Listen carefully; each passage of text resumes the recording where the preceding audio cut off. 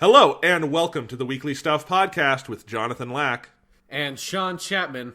We are here to talk about stuff. This week on the show, we are talking about the best video game of 2019, because we are assholes. And last week, we left y'all hanging. We got to the end of our top 10 lists of 2019. We were finally doing our top 10 video games of 2019. And we're like, you know what?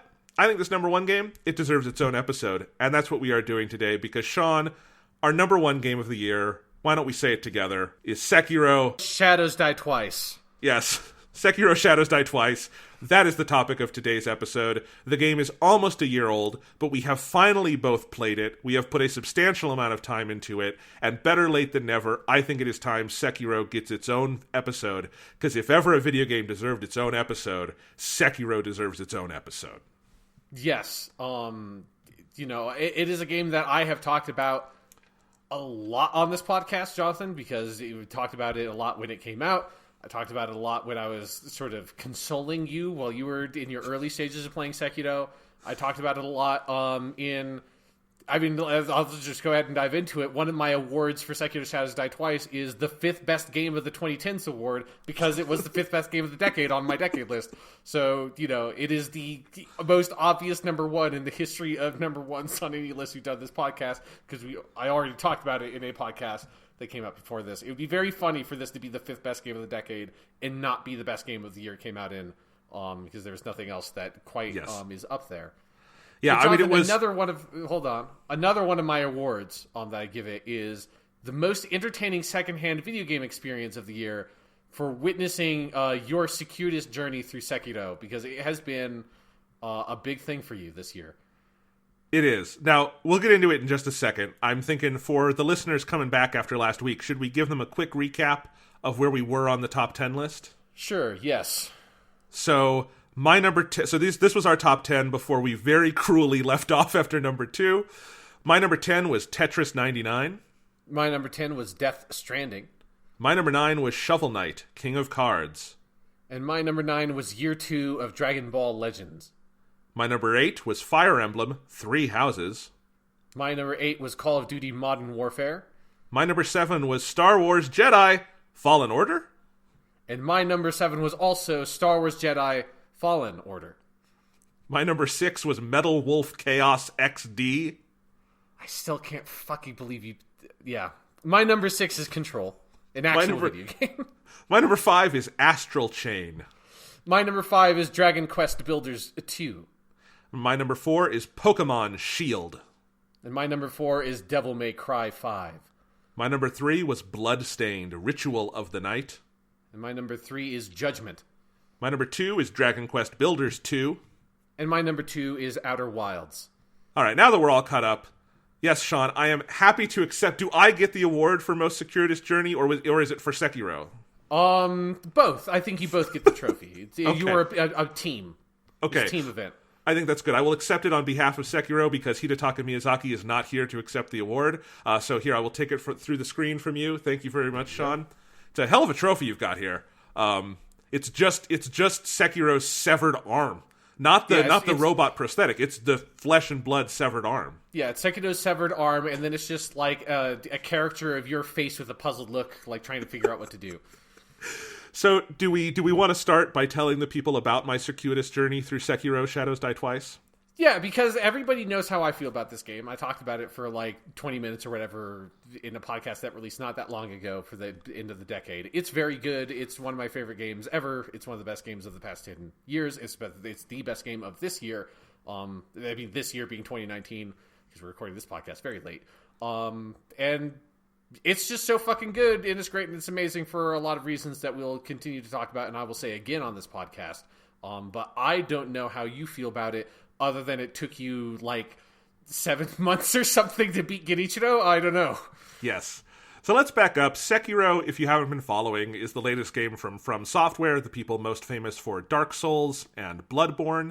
and the Hidetaka Miyazaki team at FromSoft, because FromSoft has a long history, but it becomes a very different company under Miyazaki, obviously. And earlier this year, Sean, we kind of have to back up to over the summer, I got a hankering to start playing difficult video games. And it started with me playing Castlevania Rondo of Blood. And I was like, oh, that was kind of fun. That was a hard, old, tough as nails game. That was fun. And then Cuphead launched on Nintendo Switch. And I had dabbled in Cuphead a little bit, but I thought it was too hard for me. And I thought, you know what? I want to prove it's not too hard for me. And I did.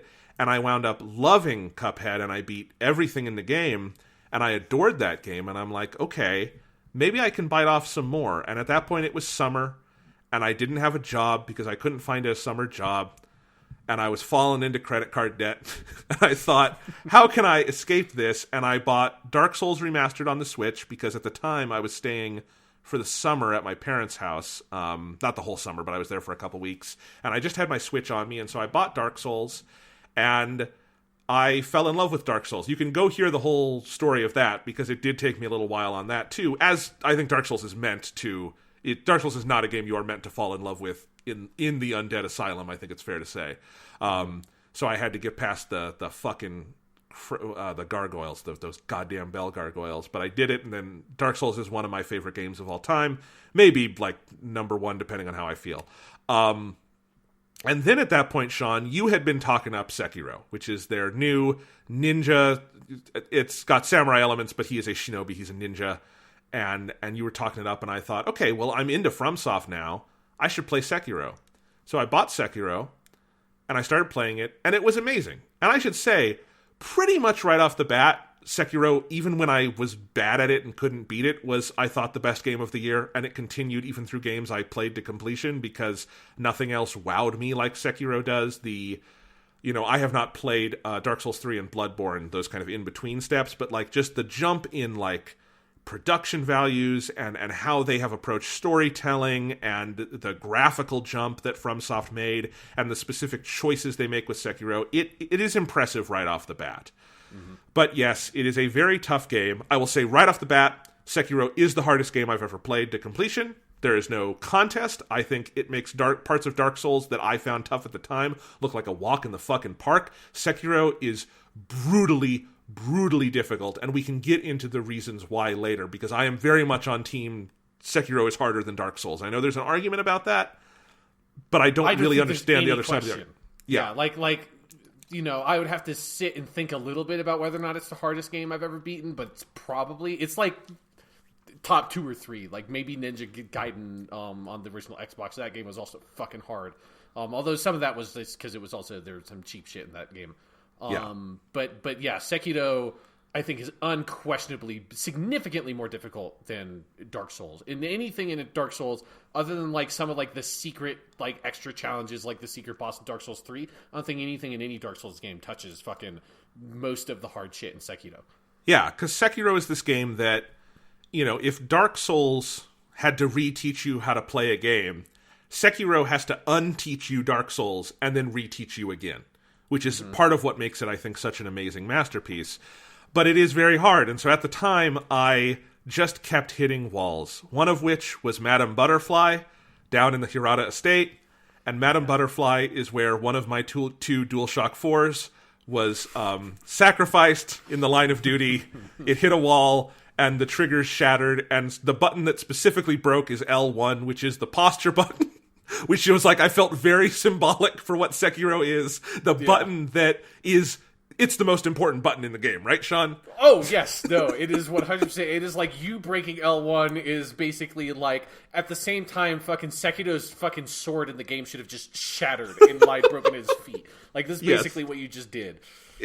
So, I did eventually beat Madame Butterfly, but I was jumping between Madame Butterfly and Genichiro because I'd basically gone as far as you could. I had played 20 hours in the game at that point, and I could not figure out Genichiro, and somewhere in there, I decided to go back into the warm embrace of Dark Souls, and I played Dark Souls 2, which is not a very good... Well, it's a good game. It's just not a very good Dark Souls game. Yeah, it's a good game that is like sandwiched between some of the best games ever made.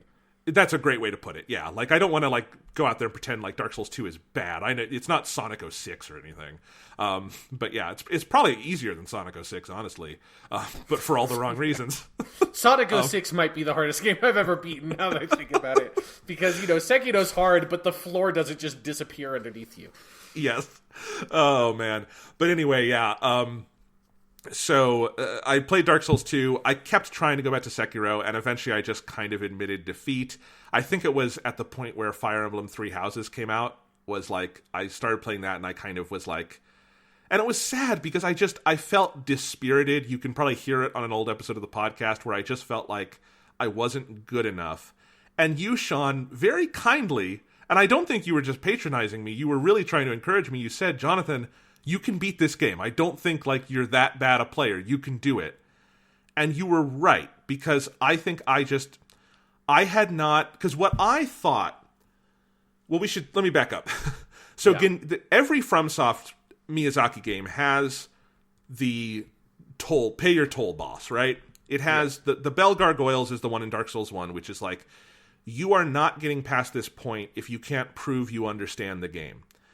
And that makes it the hardest point in that game in one sense, in that, like, there are technically harder bosses than the Bell Gargoyles, but the Bell Gargoyles definitely gave me the most trouble because I had to learn how to play the game to beat them. Like, Ornstein and Smaug are harder, but they were easier in the sense that I knew how to play it once I got to them.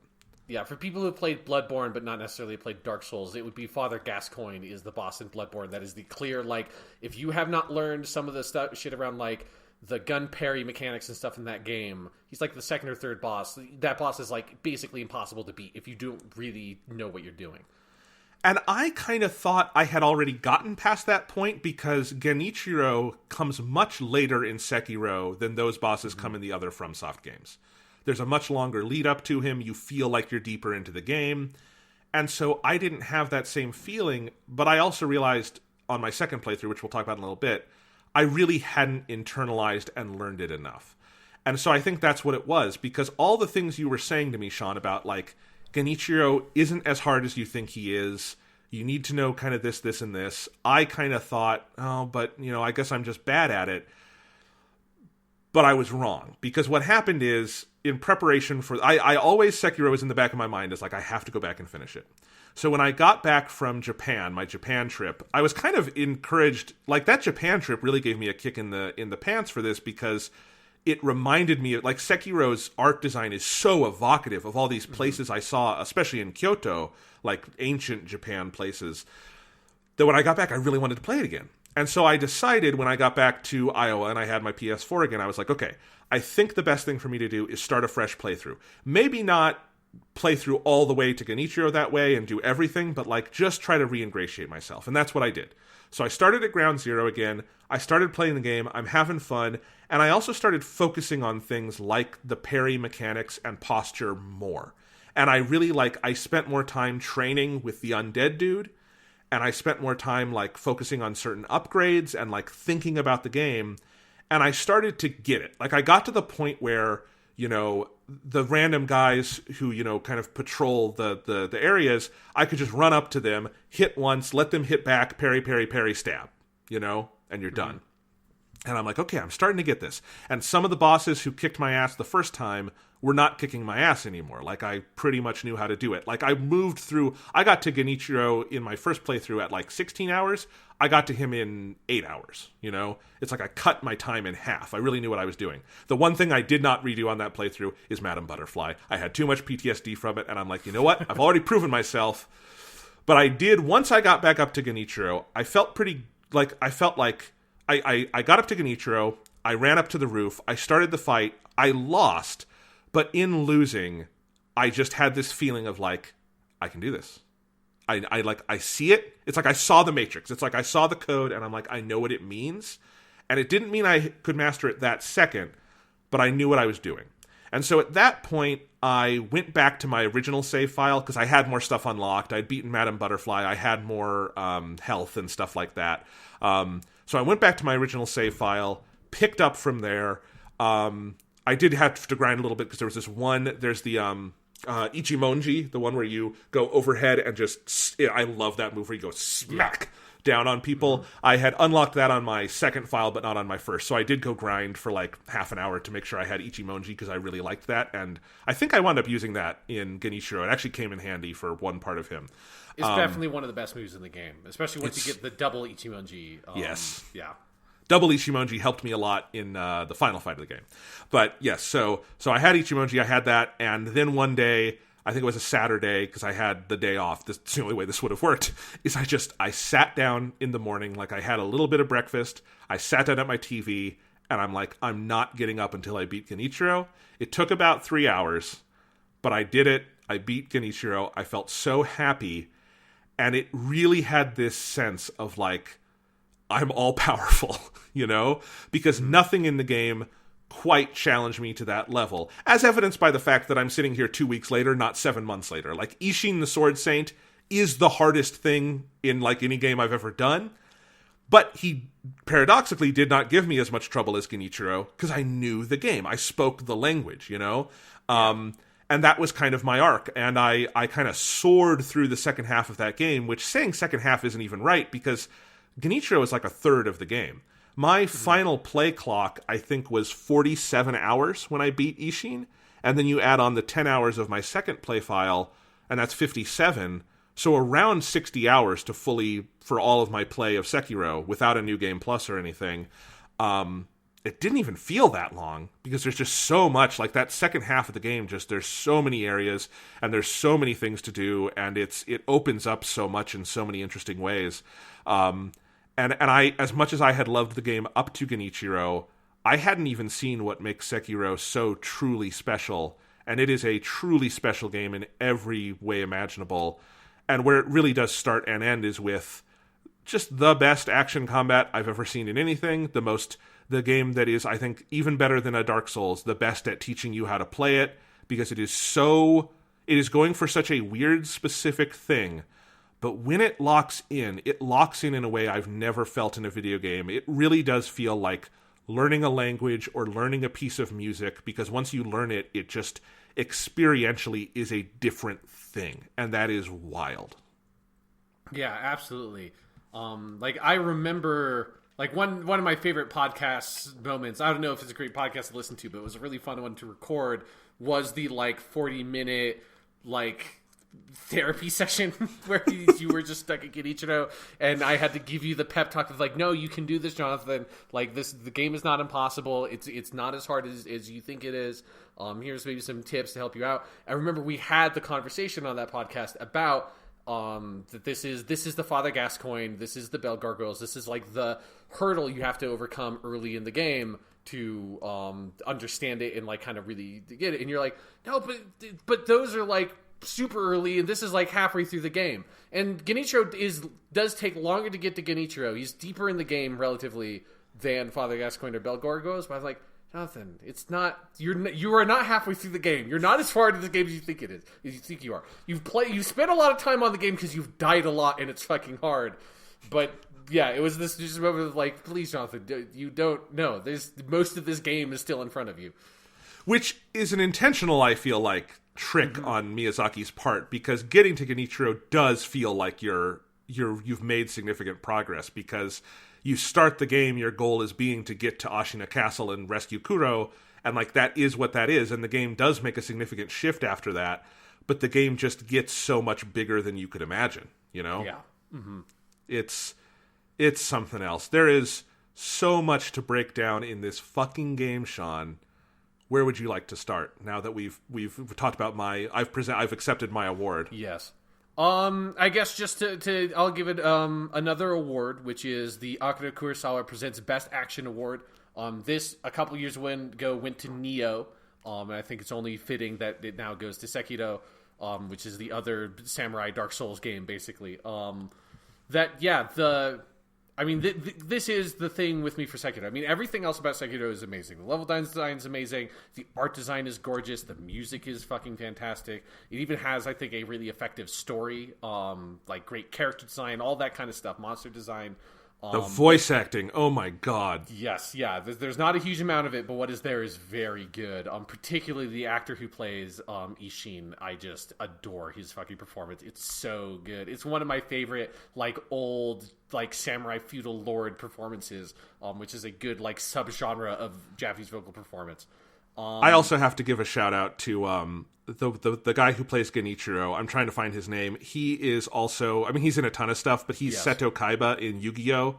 And he is one of my favorite Japanese voice actors. His performance as Kaiba is just legendary good. He has this like quality of like the way he kind of like whisper speaks words that is so fucking amazing. And just, you know, in Yu-Gi-Oh! It comes out through how he says stuff like "Blue eyes white the dragon," and he brings that to this game as well. And it is just so I love every second he has on screen in this game. Yes, no, yeah, he is also very good. Yeah, but everyone in the game is fantastic at that stuff. So all that stuff is very good. But at its core, this game, like more so than any other FromSoftware game of the modern era, is about the combat. It is so much about like sort of the dance between you and your opponents. Usually in like the duels, which are like the major boss fights. And it is so particular. It's so precise. It is very much its own thing. And the game strips out. I guess this is something to talk about. Its sort of relationship to Dark Souls and Bloodborne and those games is that it completely strips out the RPG elements. Like the only things that remains is you do level up technically, which each level up gives you a skill point. You spend those skill points on a skill tree. You can unlock different things in the skill tree as you progress through the game. There are like a handful of items you get. You have the Shinobi tools in your Shinobi prosthetic, which is the closest you get to like, here's a big new weapon or something that you get in Dark Souls. But you have the katana you have at the beginning of the game, is the katana you're using at the end of the game. You have some supplementary abilities that you add on top of the moveset you already have. But it's not like Dark Souls, where if you wanted in Dark Souls, if you were using a hand axe, you could say, fuck this hand axe, I want to use the scimitar. And you kind of, you know, the combat is, you know, at its core the same, but all the animations and timing are very different for all the weapons in Dark Souls. So you kind of learn whatever build you want. You could spec into magic, you could use bows, all that kind of stuff. Bloodborne limited that a little bit, but still has a lot of those RPG elements. You could upgrade your weapon to do more damage. You could go farm souls to level up your strength or whatever to boost your damage, or health to get more health. And all of those RPG things are either incredibly simplified into like Shinobi tools or skill trees, or outright removed to make it so that the combat can be reliably designed around a set of abilities that the designers know the player has. So the player knows exactly, or the designer knows exactly what your offensive options are. They know what your attack speed is, you know how much damage you're going to do at basically any major encounter in the game. So it can be designed around that, which means that there are fights you can cheese in Sekiro by like exploiting like AI glitches and stuff like that. There's some things you can do like that are a little bit cheesy, but there's nothing like in Dark Souls where you can make a magic build or an archer build that like you are intentionally speccing your character with specific mechanics to actively cheese boss fights in the game, which was always an option in any of the other Dark Souls or FromSoftware games. In Sekiro, that entire dimension is just outright removed to make it a much more explicitly action-based game. Which I know some people don't like, but since I was already edging that way with the way I played Dark Souls in the first place, with the way I played Bloodborne was very mobile, like action-focused kind of stuff, and I kind of stayed away from magic.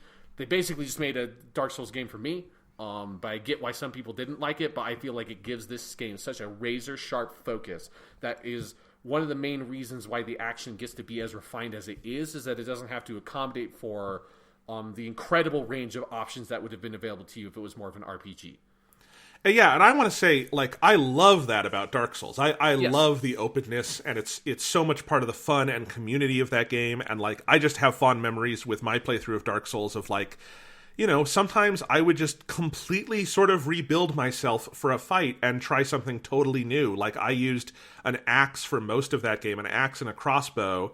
And then, you know, at one point, I think it was when I was in Anne Orlando, I got to a point where I decided to do, no, because it was after Anne Orlando, because that's when you do Ornstein and Smaug. And I was still, like, I ran those games, like, almost naked for a long time because I just wanted speed and mobility. And then there was a point where I'm like, well, this isn't working so well. So I got, like, the big, like, stone armor set and ran a super heavy build. And it became, and you play the game just completely differently at that point, You know? And that's not even factoring in magic. I don't even know how you use magic in Dark Souls because I didn't touch it in my playthrough of that.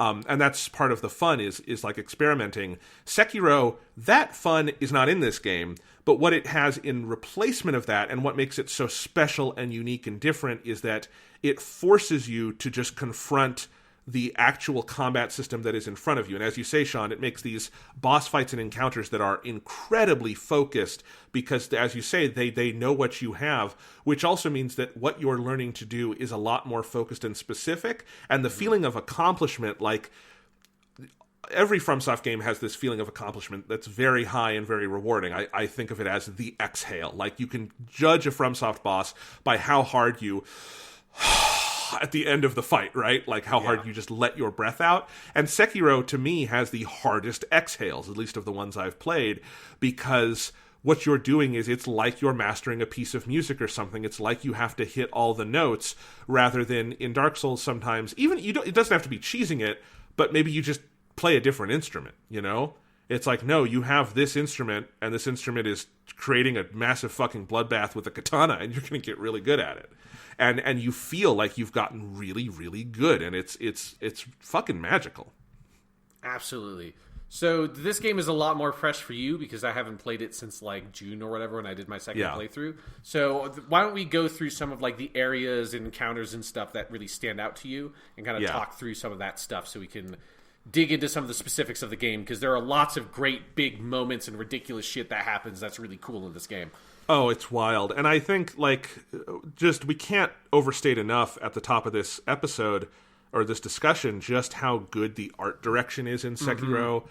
It is so gorgeous. When I went to Japan, I really realized how, and then coming back and seeing the second half of the game, it is so accurate to how these places in Japan look. It gets so many things right about, like, how temples feel. Like, there's the part where, I forget what this area is called, but it's the area that the like, giant lifts you up to in Sekiro, which is an amazing moment on its own.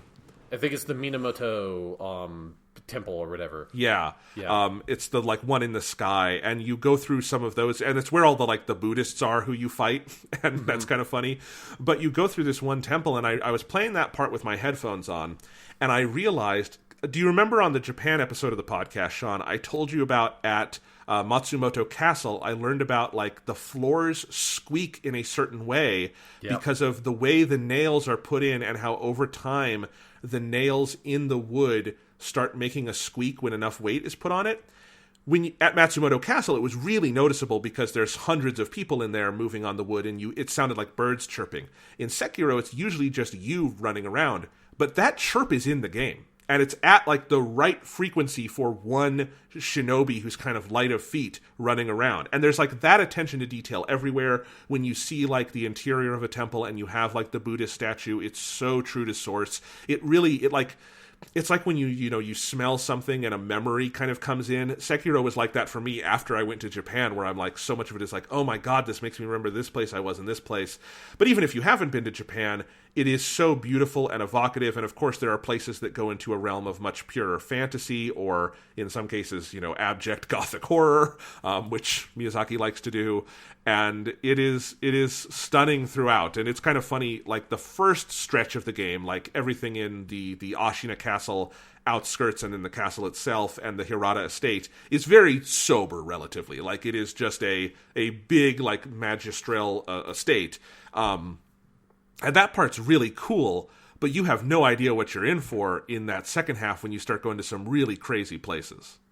Yeah, because it is one of those where, compared to Dark Souls or Bloodborne, Sekiro starts out very grounded and just feels like this is just like samurai ninja kind of stuff. It's like a little bit exaggerated because anything ninja is going to be a little bit exaggerated. But yeah, as you go deeper into the game, particularly after the Genichiro turn, where especially when he uses the Tomoe stuff and he has fucking lightning powers, he's like a weird zombie lightning boy. You're like, what the fuck? And then you have the giant snake. You have the ape, the Guardian Ape. You've got like a village of ghosts with like the weird squid man that is one of like the people from the Minamoto Palace.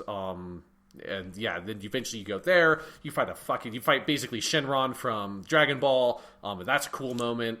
Yeah, and then you fight, the Sword State himself, Ishin, revived from his prime, basically. Crawling out of the back of his grandson. Yeah, it's so good. But yeah, so as you go deeper into the game, the more like fantasy elements and like dark fantasy in a very Miyazaki way elements intrude into the more grounded reality you have at the beginning. And then I like how that kind of then wraps around to Ashina Castle, that like as you revisit that location multiple times over the course of the game, each time it's like descends more and more into madness as the enemies invade, and then at the end everything's just on fire. The fucking sculptor has turned into Ashura, and he's just like laying waste because he's become a demon of hatred. It's like, fucking man, everything's gone crazy. I'm fighting a zombie man that popped out of his grandson, and then I have to deliver one of the multiple endings in the game that probably involves me killing my immortal lord boy that I've been serving for the game. Yes, indeed. And I'm very excited to talk about the endings because I don't even know what ending you got. So I'm excited to talk about these. But yeah, and we should also talk about like the layout of the game is this kind of interesting mix where it's more modular than Dark Souls. It's got some definite like Demon Souls, Dark Souls 2 elements where it's got like kind of branching areas. But I think it does that better than at least Dark Souls 2. I haven't played all of Demon Souls. I've played just a little bit of it. But like Dark Souls 2, like the areas that branch, some are interesting, some are less interesting, but none of them give me the full kind of like Metroidvania hit that Dark Souls does. Sekiro is a nice balance where like the Ashina area is very Dark Souls-y, and it's very fun to like find your ways around and get your shortcuts and all of that.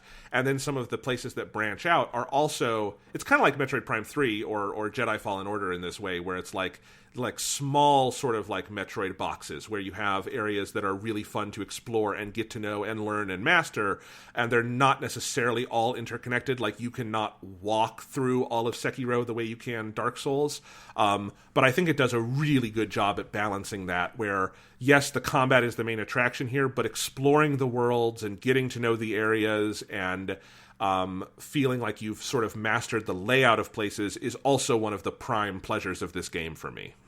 Yeah, definitely. Yeah, that sort of hub and spoke design, I agree with you. I think it's the best that From has done at that, where you have a nice... It is one of the things I like about the Genichiro structure, is that there's a nice kind of more guided build up to it with all the Ashina stuff that, as you say, is kind of like an opening Dark Souls area kind of structure. Then you get to Ashina Castle, you beat Genichiro, and then from there Ashina becomes this hub that spokes off into multiple different locations, like the temple and the village below and all that kind of stuff.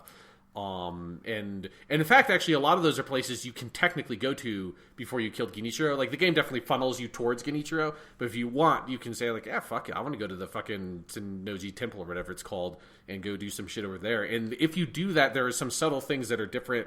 Like, I think it's that the head monk there that is dead if you go there after you've killed Genichiro is still alive if you go before you've killed Genichiro, because that time has not passed yet, because time passes after Genichiro is killed. Oh, I didn't know that. That's cool. I didn't actually know you could get to Senpoji before that, so that's really neat. So let's talk about the Ashina area a little bit. I mean, first off, just like the opening of this game is so good, where you're in the Ashina Reservoir, and I mean, the game has this great circular structure where the first thing you do in the game is fight Genichiro in that big open field that looks like it came out of Akira Kurosawa's id, and you get your arm cut off and your ass handed to you, and then you meet the sculptor. Yeah, I love the sculptor. His old man voice is so... I can't believe that anyone can have a voice that gravelly, but it is incredible. Yeah, and I just love that he's just sitting there fucking carving out Buddhas and just surrounded by these old Buddhas that he's like dozens of them that he's carved. Yep. And he's, missing an arm, so he's clearly like... It's not... Like, it's one of the things I like about Sekiro is they don't go for the literal, like cycles of history thing that like Dark Souls does. Literally, after you play Dark Souls 1, 2, and 3, there's like literal like the linking of the flame and all that shit. Here it's more this sort of like metaphorical and implied cycle of, at some point in the sculptor's past, he was a warrior like you are. He lost his arm, and then as you go through the end of the game and you kind of piece together his story, he is a vision of what you could become if you could not let go of your hatred, and that's why he becomes the Shura, the demon of hatred, which you can go down that path if you want to get the bad ending. But like he's this vision of like a potential fate for Sekiro. Without it literally being like, oh, this is the last like adventurer that tried to link the flame and that kind of thing. It's more just sort of symbolic, which I like. Yeah, my initial prediction, which I forget if we said this on the podcast or not, but I know I said it to you, is that I'm like, is he like literally Sekiro, like come back from the future? Because that was like my prediction, and they don't go that route with it, which I'm ultimately happy about. But like right off the bat, it's not. You wouldn't be wrong to predict that, like, based on some of FromSoft's other stuff, too. But, yeah, so I love all of the intro stuff. And then, you're kind of just free to go fucking explore. And, yes, it roughly guides you towards Ashina Castle, but it's a really great sense of progression to get there. It's funny now I think about, like, the bosses and mini-bosses in that area strike me as so, like, simple now. But at the time, some of them are tough. Like, there's the guy on your way up who, it's the like first time you meet one of those big giants who's like shackled, and you break him out and then you fight him and he's on the stairs. That one gave me so much trouble, and I think on my second playthrough I beat him in like 2 tries because I kind of knew what to do. But especially because you don't have the fireworks yet probably, and you can't like stun him. It's that one's wild. And then you get the big guy. It's the general who has like the big spear who's out in the field on the horseback. Yeah, I'm going to look up his name because it's so good, and he's so good, and I love him. Yes, because that one has such a good sense of scale because he's running. You're in this big open battlefield that's just strewn with dead bodies because there was recently a battle here, and you come out and he rides out on this. He's this giant dude on this giant horse with this like inhumanly large spear, and you're this little shinobi guy because Sekiro is like a short little dude, and you're running around, fighting him. And That fight, I remember when I first played the game, Sean, I thought that was like the Bell Gargoyles fight, and it's not, although it does teach you some important things, because like my second playthrough, Sean, I think I beat him in 1 try, because I just like blocked right and I just posture beat him, and like if you know what you're doing, it's really it is a moment that I think where the game kind of plants its flag, where this is not a game necessarily about like brutally going on the offensive. It is about planting your fucking feet, letting them come to you, and let him wield that crazy spear, and you will just block hard enough to throw him off and then go on the attack. And it's a really great moment where you realize what the game is going for. Yeah, so his name is Gyobu Masataka Oniwa, which is such a good name. He's great, and when he comes out, he like announces himself in like that like honorable samurai way, like I am Gyobu Masataka Oniwa. This like I shall face you in a duel to the death, Mairu, and then he comes at you, and it's really good. It's so good.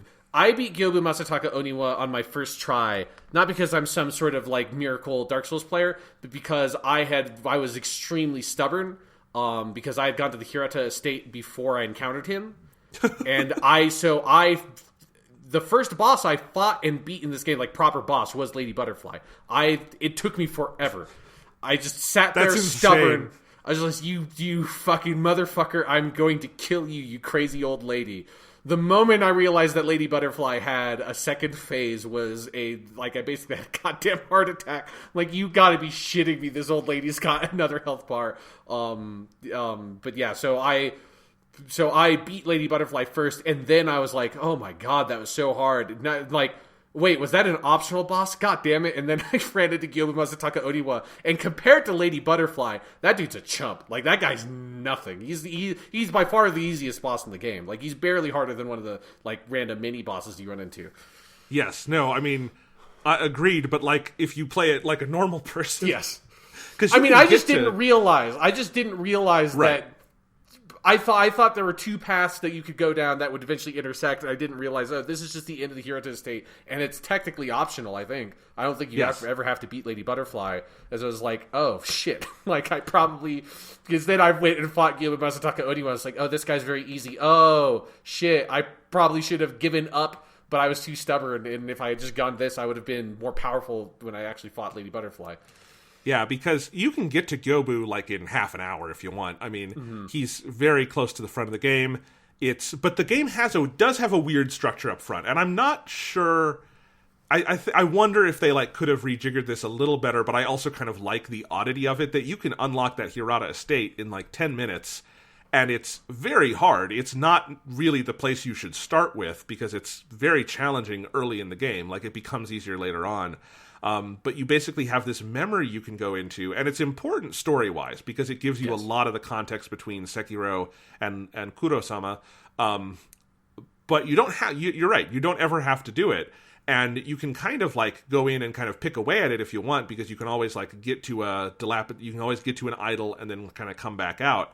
But it's a really fascinating structure that, like, if you want to, yeah, you could do Madame Butterfly before Gyobu. That sounds insane to me, but you say it and I'm like, there's nothing in the game preventing you from doing that.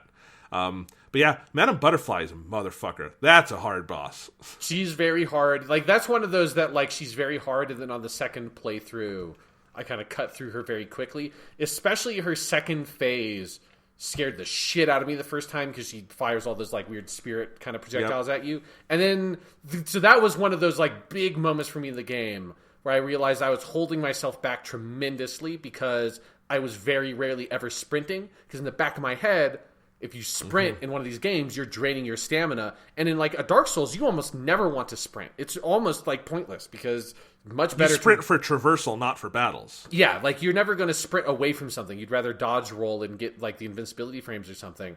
In Sekiro, it's like, no. Like, if I'm just running around this arena, around, like, edges of it, her projectiles are never going to hit me, and I could just run forever. Like, she's... like, and that was a huge moment for me. It's also, like...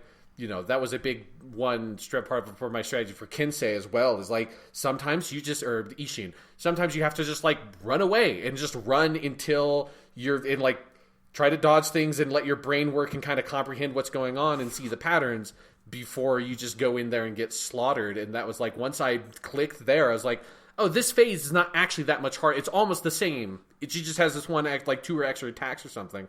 And they're very easily dodged. I just was so flustered by it. It didn't even occur to me to just run around. And then eventually I was like, oh wait, I can just run infinitely and it's fine. Yep, and running infinitely became a huge strategy for me in the second part of the game. And it, like, this is also something I want to get into. Like, Sekiro tells a much more forward-facing story than Dark Souls.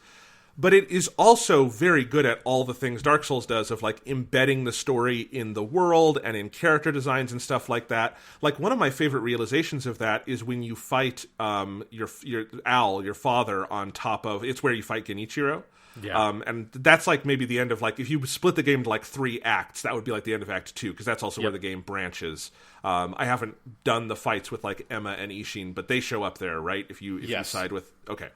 So you're fighting Al, and your father is this, like, he's this big old, you know, grandpa shinobi, right? And I realized, because I had to look up some guides online for this, because like Dark Souls and Bloodborne and everything else, the online community is very helpful for Sekiro, which is great. There's no shame in looking up a video for this, because sometimes you need some help. Owl is very hard. That is a hard boss fight. And what I ultimately came up with the help of the internet is, like, Owl is slow. He is an old shinobi who is big and has lost his speed, and he can't move very fast, and all his attacks are heavy. He will probably kill you in one hit if he gets a hit off, but he can't move much.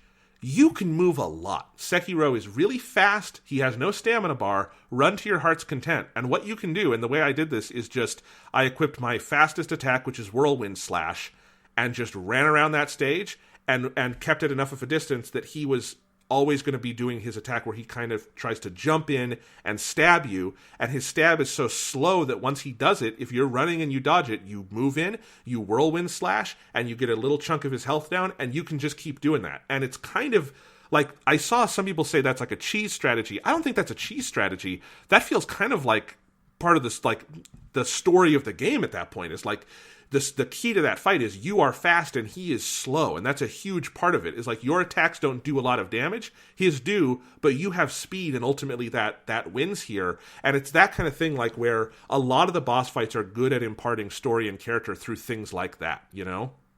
Yeah, and one of the other things that's great about that Owl boss fight is he also just has this, like, whole bag of shinobi tricks that he throws at you, some of which are the same tricks you have. So he has, like, gunpowder that he explodes. He's got like a poison thing that makes it so you can't heal, which is a motherfucker if you get hit by that. That's one of those where like it's a really heavily telegraphed, and you get hit by it once, and you're like, I'm never going to get hit by this attack again because it is just utter death. And he has just like a lot of tricky little like things that he can pull out of his bag, and that's one of the fun things about that fight for me. Is that like my internal narrative of that fight, because I didn't use that run around strategy. I mean, I did that a little bit, but I didn't like that wasn't my main strategy for him. Was like it felt like this old man is kind of like desperate and has to use all these kind of more underhanded techniques, and I just mostly beat him with more skillful swordplay. Like I didn't even really use prosthetics that much on him, and it was just like, no, motherfucker, like I'm just gonna take you down. Like I don't care your big sword swings, I can parry them. Like you're gonna throw a fucking dust in my face and try to blow it up, I'll just dodge around behind you and hit you in the ass. Like it's because especially one of the best things about the combat in this game is that the more extravagant, flashy move the boss uses, the better. Because if you know how to counter it, they're fucked. And that's to me the best element of the combat of the game, is that the better you get at the bosses, the more everything the boss does just hurts them further. Because it's like, if it's a big crazy attack, like if it hits you, it'll probably kill you. But if you know how to counter it, if you have the fucking Makiri counter and you have that timing down, like shit, that's like half your goddamn posture bar right there. And so that feeling of pure mastery over your opponent, like the owl boss fight is one that in my mind sticks out really well for that, because that was just like how I approached that fight, and it took me a long time because he was hard. But it's like once I got to the end of it, it was like, you're nothing, old man. You've got nothing on me. Like the student has surpassed the master, because every single thing you throw at me is just something that is like digging you deeper into the grave, basically. I mean, shit, like that's so true. I'm thinking of like with Ishin at the end. Early in the game, there's nothing scarier than a big old thrust attack from a giant spear. Because even if you have the Makiri counter, you might not be that good at it yet, But by the time you get to Ishin at the end of that game, I was begging Ishin. I'm like, yeah, thrust at me, you motherfucker, because I'm going to stomp on that spear, and I'm going to stab you in the face, and I'm going to take down half your posture, and I will feel so good. Like, those were my favorite moments in the Ishin fight, because I had the Makiri counter, and I knew how to fucking use it 40 hours into the game, and I could just kick his ass with that. Those moments are amazing. Yeah, and yeah, so that like that big red kanji that pops over their head when they use an unblockable attack, early in the game, those are opportunities. Yeah, early in the game, you're like, you shit your pants, particularly in like those early spear guys before you kind of figure out the Makiri counter stuff. And yeah, then by the end of the game, you're like, yes, let me jump on your head or fucking stomp on your spear or whatever it is. One of the best things with the Makiri counter, also just thinking about the owl boss fight, is I don't know if you ever did this, but if you do the thrust attack where you hold down R1 and you do that like big thrust, he can do the Makiri counter to you, which is fucked up. Like it's one of the most fucked up moments in a video game this year is me trying to thrust at him and him stepping on my sword. And I'm like, oh shit, right, you're a ninja too. This is part of your tool set. I was like, I did not think that through, and that is very cool that he gets that move. I like it in any game. I think this is one of the reasons why I love Sekiro so much. My favorite boss fights in games are duels. My favorite types of fights in like big fights like this in games are when both combatants are relatively evenly matched and they have the same kinds of tool sets. So particularly for that owl fight, because he has shuriken and he has like firecrackers and he has the Makiri counter, it feels like it's this true duel between equals. And it's a thing that Dark Souls has great boss fights, but it very rarely gives you that, because most of the boss fights in the Dark Souls game are against giant monsters.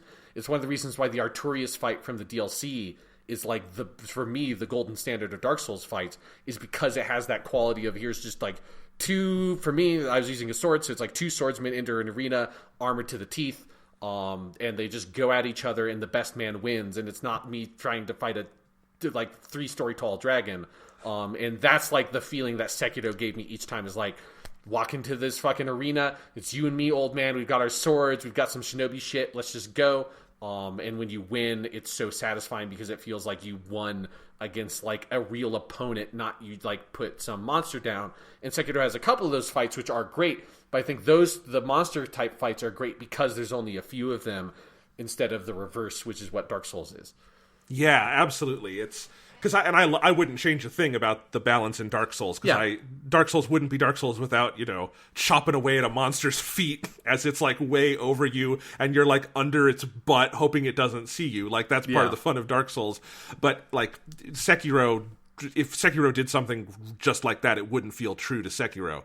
Like the way it approaches the more Dark Souls-y fights are actually really fascinating to me, because probably the most Dark Souls-y boss in the game is the ape, I feel like, because he totally looks like something you'd fight in Dark Souls, but you don't approach that in any way like you would approach a Dark Souls fight. Like if you're trying to fight the big ape by like hacking away at its heels, it'll just literally pick you up and drag you across the ground and then throw you into a wall, and it's a fucking great animation that you will laugh at the first time and then be like, motherfucker, the fifth time, until you realize, okay, let's not do that.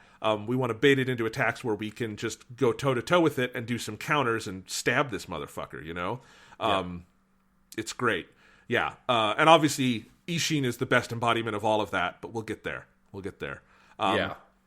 Let's talk about some of the areas, because I mean, is there any more to say about the outskirts and the castle? I love, especially when you get to the proper Ashina Castle area, the like lead up to Ashina Castle is one of the best like gauntlets they throw at you, because there's so many enemies. There's a big mini boss on the stairs. If you go around the sides, there's all sorts of enemies, and when you go up on the roofs, you start getting the guys who like jump around a bunch, and that leads to one of my favorite moments in the whole game.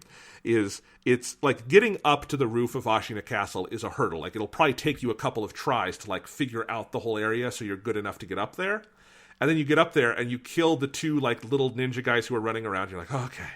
And then you start walking and then you hear, ha! And you're like, what's this? And you look up and there's a dude just flying at you, and he just shoves you into a wall and kills you, and it's dead. And I remember the first time that happened, I was like, what? What the fuck? What the fuck? And then I go up there the second time and he's hanging out on a big kite. And you realize that's such a great moment. Yeah, that's an all-timer. There's just a couple of those moments in Sekiro where it's just like, you motherfuckers, it's so good. The fact that he's just physically there, that like you could see that he's up there beforehand. Like the chances of you trying to pay attention to that are very slim, but it's that information is presented to you. Yeah, and just the scream as he comes like coming in. It's so good, but then once you get killed by that once, like every time you're like, you fucking idiot, like I know you're coming, you will never die to that guy a second time, because you know he's coming and he just blows himself up. But it's, that moment at the top of Ashina Castle is definitely a standout one, particularly just most of the big moments in this game involve like bosses or mini bosses, and that's a good just like, here's just this one normal enemy that like really knows how to stand out of the pack. Like that guy just like he wants to be a star, and he is a star for that one shining moment. They might as well have just included audio there of Miyazaki cackling like behind the scenes, because you can basically hear it. You can, because it's so perfectly tailored of like, you go through all the different roofs as they go up, and then you get onto the main Ashina Castle roof. You have to fight two guys at once, which is very hard in Sekiro. Like it's hard in Dark Souls. It's even harder in Sekiro to like fight multiple people at once. And like you get through them like, okay. And, like you just imagine that you're like covered in blood, and you're like, okay, well, here I've got a clear shot to walk across this roof. Yeah, boom. It's so mwah. But yes, you've got all that. And then you get the interior of the castle and everything all the way up to Genichiro. So much good stuff. I feel like, and I also like it's one of those areas like in Dark Souls that is so well designed. I feel like I could navigate it with my eyes shut at a certain point, because it's so vivid in my mind. Yeah, that's where you also fight one of my favorite mini bosses, which is the Yaido guy, the guy who does like the quick draw attack that like will kill you basically in one hit. But there's like that, it gives that little like glint of light before he draws an attack. So like it's a great, like he's a great like glass cannon kind of enemy that if he hits you, you're almost dead. But if you parry him, you will stun him almost in one go. I think that's like a very fun, that mini boss stands out to me really well. That's actually a great point, because when I first played the game, that guy pissed me off as much as anything else. Like, it was proof that I didn't understand the parry thing, because I just wasn't getting it. I don't even remember how I beat him the first time to get through to Genichiro, but the second time I played the game, Sean, I went in there, I beat him in like 30 seconds. Yeah. Like, just immediately, because at that point, I knew how to do the parry stuff. Like, and it's much less precise than you think it is at first, because I think a lot of Sekiro is just hammering down on L1 in like in a rhythm, but like you just hammering on it, and if you do it right against him, he's fucking toast. He cannot touch you if you are hammering in the right rhythm, you know? Yes, yeah. So I think that mini boss is well placed because it is a like hint that's like, here's an enemy that is almost impossible to beat without parrying. Like the enemy is just designed. I mean, most enemies in the game are designed that it's like parrying is the best strategy for them, but a lot of them you could kill just by doing raw damage and not really having to bother with that stuff. It's just a lot harder. That dude, that's like almost impossible because he just does so much damage. But if you have your parry down, he's like the easiest enemy in the fucking game because like that's a good example of what I'm saying of like the big flashy attacks just hurt the enemies. That guy is as much a fucking suicide bomber as the dude on the kite, right? Yes. Like what you're doing is just getting yourself fucking killed because I'm not an idiot and I know what I'm doing, and you're just dead immediately. This is a suicide attack you're giving me. Yep. So after Genichiro, there's lots of different places to go.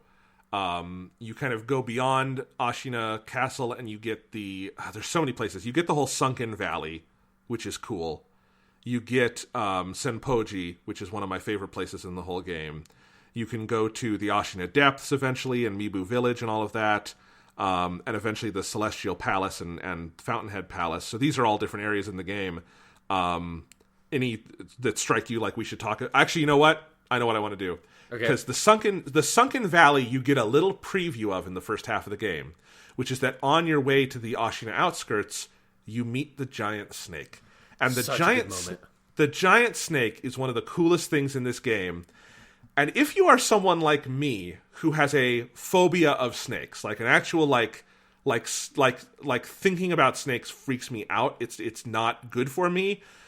I've never played a sequence in a video game more horrifying than the first time you meet the giant snake and he comes out and is just this massive, just like literally he's the length and like girth of a fucking canyon, and you are having to like crawl along walls and jump into the grass and hide, and his like, you know, he's over there with his eye that's as big as you, and finally in that sequence you get in the little like caravan and you stab him in the eye, and that feels very good. But that whole sequence up to the point where you stab him in the eye is fucking freaky as shit. Yeah, it's so good. It's such because up till that point, there's been almost nothing supernatural at all. And so then you just have, here's this fucking like god snake just working its way through the canyon, and the like animation work and texture on that snake is so good. It's by far the best looking video game snake I've ever seen. Partially because he's so big, you get to see all the detail on it. Yes. But it's just like the way it slithers through that fucking canyon. It's like, as someone who is a big fan of giant monsters, that is a really, really well executed giant monster. Like it gives someone who like, I have no problem really with snakes. I don't have a snake phobia, or like I'm not even really have a problem with touching them. But like that gave me like chills when that thing came around, because it just felt like, oh, I am tiny. I am nothing to this giant monster. And then eventually, if you want to get what I think is like the truest ending of the game, you got to kill those fucking things, and that's great. Yep. And it just starts shooting blood all over the place, and you're like... Well, I wanted to talk about that, because the Sunken Valley is where you meet him again, because that's basically where he lives. Yes. And you don't realize it at first, but you can see him in a couple different places, and eventually you learn there are actually two of him. There are two giant snakes. He's an imposter. He's got a Prince and a Pauper situation going on here.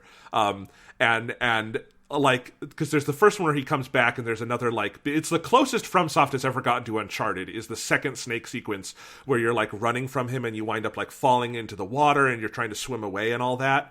So there's that sequence, which is great. But yes, Sean, I remember, because during the whole Sunken Valley part, I became very curious about the part where you go underground and you find the snake in front of the temple. And I figured out, when you get the ninja ability where you can make the monkey go like distract the snake. Yes. That poor fucking little monkey. Because you can go get one of the hearts there. And then you find the spot where the snake is like sleeping unawares, and it's all big coiled up, and you just jump, and the big red icon appears, and you hit R1, and you get literally bathed in blood. Like, literally, Sekiro's character model is so covered in blood that it doesn't go away until you save the game. Like, until you go to an idol. And it's fucking crazy. And Sean, because of my fear of snakes and my love of the entire snake boss, like the two snake bosses and all that, that's the reason I felt compelled to go for the return ending, which is the one where you use the snake hearts. So that's the one I ultimately did, was the return ending, which felt true to me, but I was going to ask you which one you felt like was, because I haven't seen all the endings. But yeah, that one felt like very fitting for me, but maybe it was because I just felt like I have to make these snake hearts mean something. Yeah, because I almost felt bad when I killed the snake. It's just like, I did too. You're just chilling out here, giant god snake. This is probably fucked up that I'm doing this, because you're clearly some sort of divine creature in this world, and yes. I'm killing you for your like weird brain juice or whatever the fuck it was that I needed from you. But yeah, I think the return ending is definitely the like. The most elaborate ending in these games is usually the one that is like the ending. Bloodborne, like the way that Sekiro's endings are set up is very similar to Bloodborne, and Bloodborne's quote unquote true ending is much more obvious because you actually get like additional like video game content. Here it's more like this cutscene is more elaborate. The other major one you can do that involves you fighting the like past version of Owl is basically like a slightly better version of the standard ending to the game. So I think the return one is like the ending. That also feels like it sets up a sequel if they want to make it. Yeah, because the return ending is the one where you've met this girl in like the sort of Fountainhead Palace area, I think, or no, it's earlier than that. That's the temple. Yeah, the Senpouchi temple is where she is. Okay, yeah. So and her whole thing is really cool, and that's where you do the boss fight with like the 4 monkeys in the illusion area, right? Yeah, which is really unique. I've never seen anything quite like that. And I really like that character and the whole idea of, because the whole second half or last 2/3 of this game, the mood changes. Like the first half is you're trying to rescue Kuro, but most of the game after that is figuring out what to do with this power of immortality, right? Yeah. And you're basically, it's a big long fetch quest, but it's a big long fetch quest with like very big moral implications, and so my understanding is the standard ending is you kill Kuro to sever the immortality, right? Yes, you use the mortal blade to kill him. Yeah. And then there is the ending where you fight Owl Father again, and you can save his life. Is that right? Yes. So in the Owl Father one, you like Sekiro sacrifices his life so Kuro can live. And that's a good cutscene to go watch if you're not committed to playing the game through all the way again, because it's a cool last cutscene with Kuro, and that's a really well done ending. Nice. And then there's obviously the bad ending, the Shura ending, where you just betray everyone. Yes. How does that one even go? Do you fight Ishin the Sword Saint at the end of Shura? Yes. So that one, you when you go up, it's when you meet Owl, and Owl gives you the choice to betray Kuro. If you accept that choice and say, yes, I will obey you and I will fight Kuro, or I will kill him, then you fight Emma, which is fucked up. And then you fight Ishin, but it's like it's a different Ishin boss fight, which is cool. And then once you do that, then you get the Shura ending, where I'm pretty sure you then kill Owl, and you're just like a fucking bloodlust monster, basically, who presumably is going to bring the world to ruin. So that's the most different ending, and it would cut off like 1/3 of the game. Yes, yeah. That's the like bonus ending is kind of what it feels like. It's clear, like anyone who on their first playthrough would say, yes, I will definitely betray Kuro. You're a bastard and you deserve not to play the whole last third of the game. Yes, indeed. Because I love the whole relationship between, Wolf and Kuro, Shinobio. And so, yes, so the return ending is the one where you are returning the dragon's blood to Source, which feels like the truest kind of thing to do, especially if you've read enough like Japanese folklore. It feels like that's what you're supposed to do. And Kuro's like spirit goes on to live in the Lady of the Temple, and you and her go off on basically a journey to the west, right? Yeah, you're going to China. Right. Yeah. Right. Which is just, it's a great evocative ending. It feels like the truest thing of like Kuro both dies and lives on.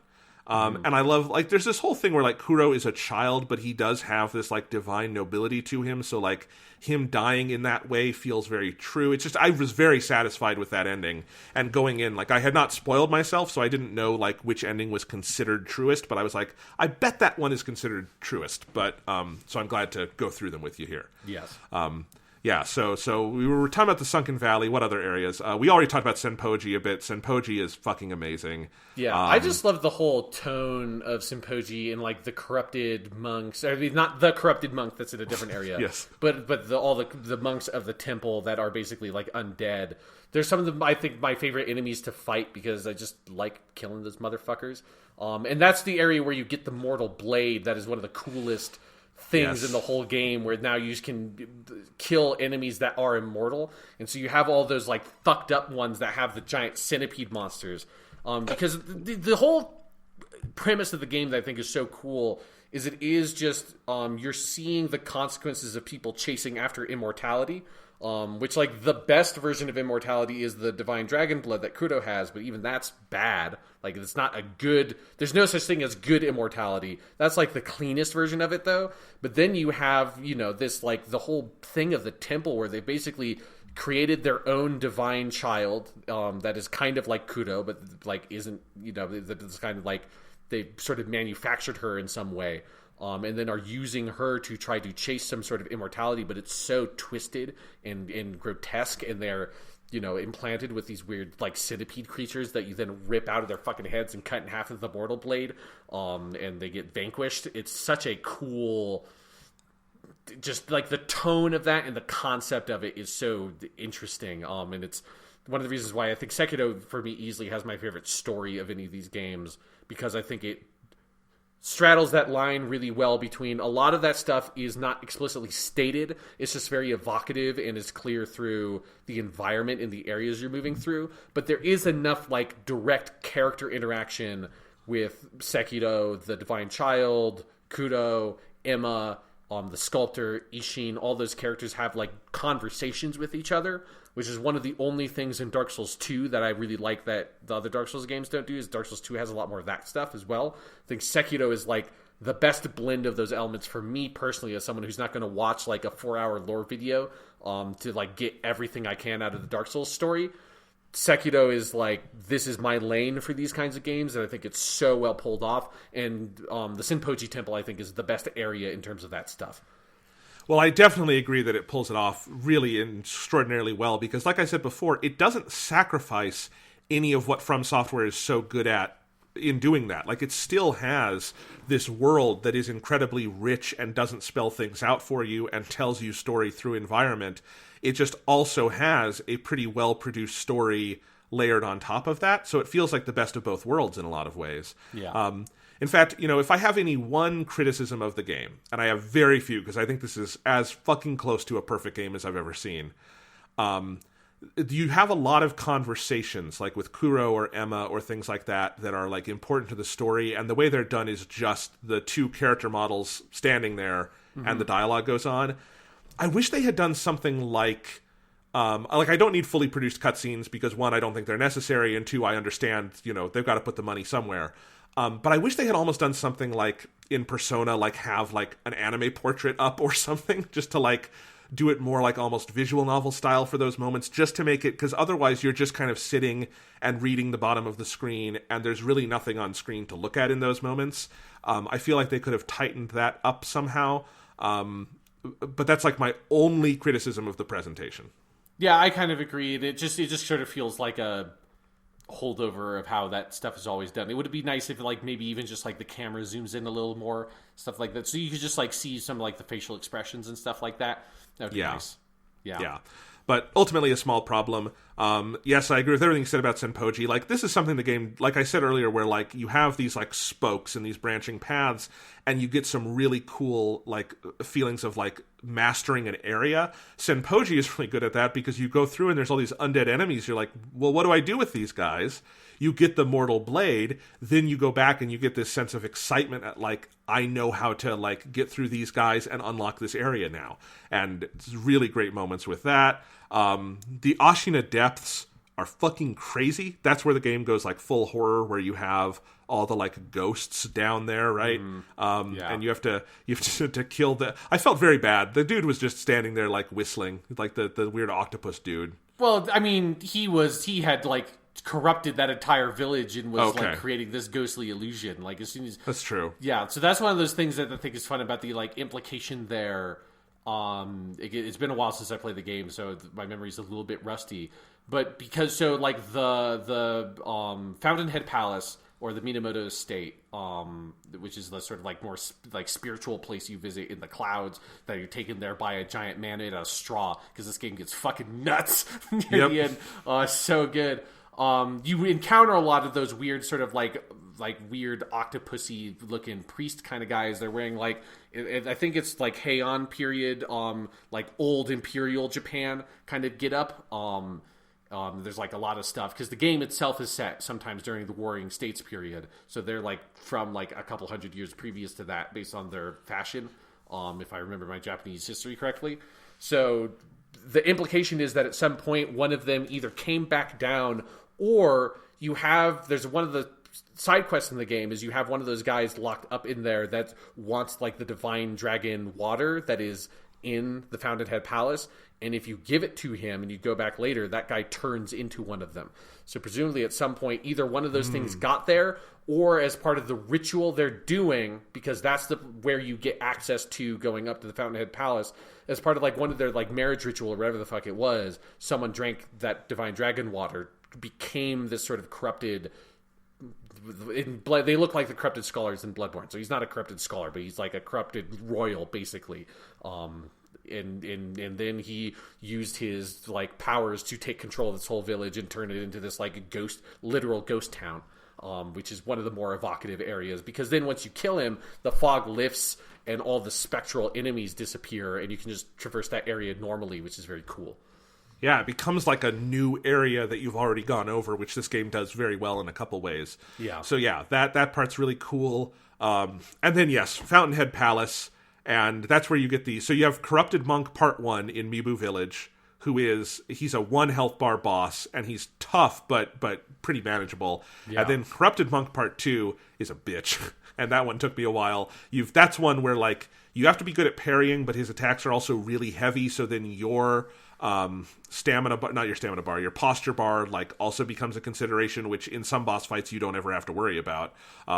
So like I kind of love that you have the 2 levels of that, and then the entire Fountainhead Palace area, this like beautiful celestial palace you go to is so cool, and like you can also just rack up some fucking high experience there because there's some really tough, like the normal enemies in Fountainhead Palace are incredibly tough, and there's the squid guys who can hit you with that attack that enfeebles you. Oh, and yeah, you're just fucked if you get enfeebled. Man, I loved that whole stretch of the game. Yeah, that's probably my favorite like single area. It's so gorgeous, and just the sense of like just like cruel decadence there of that is like these people living that they are like immortal as well, and they're just like living above everybody else in this like divine palace guarded by the dragon Shinran, basically who came from China, and so you're fighting your way through there. It's particularly, there's that great moment where you meet some like normal people up there that are basically like servants, and there's that one girl who's like talking about her father who went to go serve at the estate and never came back. Then eventually she gets in there, and you open up that one door where it's revealed that like they're basically eating these people. If I remember correctly, that's like the door opens and there's just like all of the squid monsters with like just all these dead people, and she just fucking kills them and stabs them to death. It's like a really great little character beat, basically, that is, again, one of the things that like Sekiro makes that stuff a little bit more explicit and sort of directs you there more so than a Dark Souls does, and it works really well because it just sells the whole sense of this area of the sort of lordship and the royalty, like the imperial royalty of Japan, like being lost and corrupted in their decadence in ruling over everything from afar, and in like historically, you know, allowing the whole country to fall to warfare and ruin as all the individual daimyo fought each other over control of Japan, which is what the Warring States period was. So there's like, I think there's like interesting commentary rooted in there and in the sort of servant master relationship that Wolf and Kudo has. There's like good tension there as well, and yeah, like all that stuff is just so phenomenally well done. Yes, and then you do get the Divine Dragon boss fight there. As you say, you get to fight Shenron, And that one's crazy. I think there's a little more finickiness to that one than I would like some of near the end, where it's very cool where you jump up and like redirect the lightning and send it at him. And I also think that's really important because you have to get pretty good at the lightning throws, I think, for Ishin, and the game starts doing more of the lightning throws for you. And so by the time I got to Ishin, I was very good at that, and that's ultimately what let me beat Ishin, is I beat him with the lightning. I think that one, because it's like a big, more Dark Souls-y kind of thing, it gets a little finicky here and there, but it is so overwhelmingly cool you don't care that much. Yeah, it's a gimmick boss fight. Like, each one of these games usually has at least one that's like a gimmick boss fight that it's like not really like a fight because, I mean, it's a giant fucking dragon. I mean, you don't kill it at the end. You just take a piece of it. Like the dragon, it's gonna be fucking fine. It's a giant dragon god.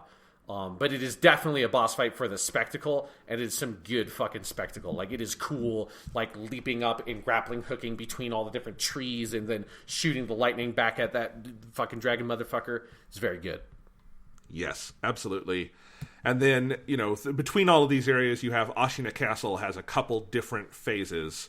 And the end one, like, where everything's on fire and shit, that one's really tough, like, in terms of traversal, because the enemies that they populate it with are really hard. It's also good for grinding if you want to get a couple extra skills, which I definitely did before Ishin, because you can rack up experience pretty fast at that point, and there's some cool stuff to do. But, man, so much good stuff. And then, I guess, should we talk about Ishin, the Sword Saint? Very quickly, we didn't really talk about the Guardian Ape. We kind of talked around him a little bit. I just want to, like, that fight is so fucking rad. And one of the all-time great moments of video games of, like, the past few years, at the very least, is you defeating the Guardian Ape the first time. It's, like, the whole fight, it's got this big fucked up giant sword. That, if you, like, go into the lore, that is the sculptor when he was a shinobi. He was, like, orangutan or whatever. He fought the Guardian Ape, and that's his sword that was left embedded in its neck. And so you then take the sword once you've weakened him enough, and you cut his fucking head off, and it says, like, enemy vanquished or whatever the fuck it says. Shinobi execution. Yeah, shinobi execution. And then it just stands up again, headless. And picks up the sword, right? And then it just starts fucking attacking. It's got its sword in one hand and its head in the other. Yes, that's right. What it does. Yeah. And then it's like the animation work is so good because it's controlled by one of the, like, weird centipede things from the Senpoji Temple. And its whole movement is kind of like this big worm centipede thing where it's like just like sort of diving around and lifting itself up, like, just very unnaturally. Like, it almost looks like it's being pulled by strings, and it just extends itself out in, like, grotesque ways. And it's just one of the coolest fucking boss fights. Like, the mechanics are really fun, because I think it's so interesting. Most of the boss fights in the game that have multiple phases, the second phase is basically the first phase with a couple of other additional moves on top of it. The Guardian Ape is a good example of one where the second phase is just a completely different boss fight that is, like, the strategies are almost, like, completely different between the two of them because the behaviors of the living Guardian Ape and the undead one are so opposite of one another. So, like, that dynamic is really fun. It's also just, like, aesthetically one of the coolest boss fights in any of these games. I just love it to death. It's so good. It's so hard. I compared it to, it feels like if Genichiro is the Bell Gargoyles, I would say that the Guardian Ape is like Ornstein and Smough, which is where it's like, here's a real big, crazy challenge. Now prove that you've got what it takes. Like you've proven you know how to play it, but now we're going to really put the fucking screws to you. That's what that one felt like to me. Because I think of any boss between Genichiro and Ishin, I had the most trouble with the Guardian Ape. Because he also, like, you have to do, I mean, you can beat it other ways, I'm sure, but, like, you really have to get pretty good at his parries for his second phase. And they're hard because they're not nearly as rhythmic, or they're rhythmic but in a very different way. They're much more like not staccato, what's the word? They're syncopated. Like, they're off beat. And so, like, you have to get into this weird rhythm where, like, his big swing is where he like slithers on the ground, hits you once, he goes up, hits you twice, and then he goes up even higher and comes down and does a third, and you parry that, and then you put your loaded spear in and pull the centipede out and whack it, you know? Yeah. And so that's what you do. But to get that timing down, you have to kind of get in enough that this is not a hammer L1 situation. This is a really carefully read it. And if you read it enough, you feel like it does feel sort of like music, where you feel like this hit, then this hit, then this hit. And I remember, Sean, when I got it, when I beat him, was the moment where it was another one of those Matrix moments where, like, I saw the code and everything slowed down. It felt like the sound of the game just kind of went out and he kind of slowed down, and it felt like I was looking at him in slow motion, and it was like hit, block, hit, block, hit, block, spear. And I just had it down, and it was like wild. And I remember I told you, because I think we podcasted shortly after that, and off the air I was saying, Sean, I had my shinobi moment with the Guardian Ape, because you had described this on the podcast a few months ago, where Sekiro kind of makes you feel like a samurai or like a ninja, in that you just kind of get in the flow of the moment, like fucking Goku going Ultra Instinct, you know? Yes, it is. That is 100% what it feels like. And it is, I think, yeah, because this was a conversation we had off the air, and the metaphor I used, because we've been using musical metaphors repeatedly, because the game is some people have like basically said it's like, I mean, the combat in Sekiro is basically a rhythm game at some point, which is a good like way to think about it if you're having trouble with it, because it is very much about that rhythmic pace, and particularly with some of Genichiro's moves. That was a big moment I had of realizing, oh, that like one attack he has where, and this is of good detail, where the swordswomen in the Minamoto estate or in the Fountainhead Palace have the same exact move, which is a good connection of that. So Genichiro has that, like, he hits you a couple times, then he kind of winds up, and then he goes like ting ting ting ting ting ting ting ting, and that rhythm, like, once I started feeling out that rhythm, I'm like, oh, like this, there's a musical quality to this. I'm feeling the rhythm and like the beat of his attack, which is very particular. Which presumes he learned that move from Tomoe, who came from the Fountainhead Palace. Connections, fucking yarn on a board. If they ever do DLC for Sekiro, I want to meet Tomoe and see what she was like, because that character seems, there's like, you hear lots of stuff about her around the edges of this game. She seemed like she was cool. Yes, but it was like the metaphor for what that feels like to me in Sekiro, in terms of like the music stuff, is it feels like when you're playing music and you fall behind time, and you're like trying to catch up, and you're making mistakes, and you're like rushing, and you just can't get back on beat. That's what it feels like when you're losing Sekiro. When you're doing really well at Sekiro, that's when everything feels like it slows down. You're hitting everything exactly on beat, and it's like when you're playing a song completely second nature, don't even have to think about it. And you have a fucking metronome playing, and everything is exactly on beat every single time. And you're not even worried about the time. And maybe you're playing it like, I play guitar. So it's like sometimes it's like, I am like technically playing this thing very fast because I've practiced it so much. I've gotten good at playing it like really quickly. But it feels like time has completely slowed down because I'm so practiced at this and I'm so focused on it that like what is actually like, a really fast guitar lick or something that I'm playing in 3 seconds, it feels like I'm playing it in like a minute or something.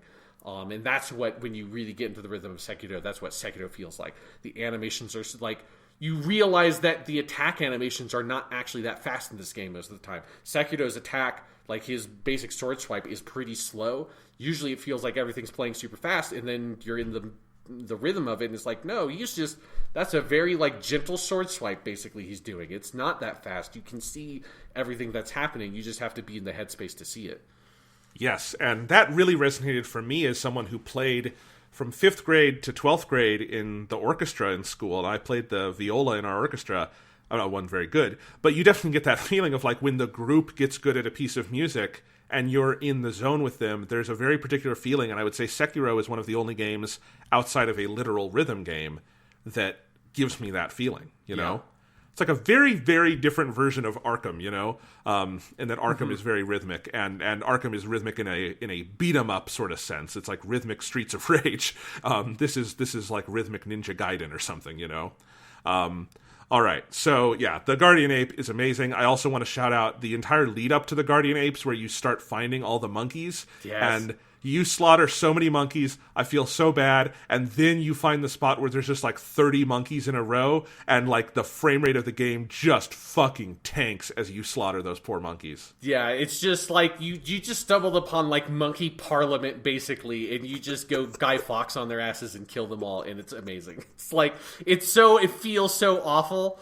But yes, it is one of the things I respect the shit out of Miyazaki and FromSoftware is their just willingness to say, you know what, we'll just let the frame rate go to shit here because we want to have a just stupid number of monkeys on screen at the same time. It's fine if the frame rate's not super good because I'd rather have a lot of monkeys than have a silky smooth 30 frames or whatever. Yeah, and it's not like that's a hard pivotal boss fight where you need the frame rate to be good. No, yeah, I'm fine with the frame rate dropped as I'm killing all the monkeys. Oh god, I feel so bad. All right, but should we talk about Ishin? Yes. So let me now give another one of my awards, Jonathan. This is the Kenji Misumi, who's the Zatoichi director. Kenji Misumi presents Best Duel, which goes to the moonlit battle in a field of reeds while a storm rages overhead with Ashina Daimyo, the Saint of Swords, Kensei Ishin. I like that award.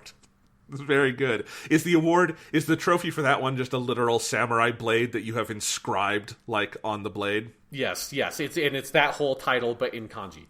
Yes.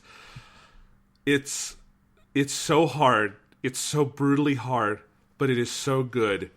It's the best boss fight in any game for me so far. This is maybe, the pinnacle of boss fights.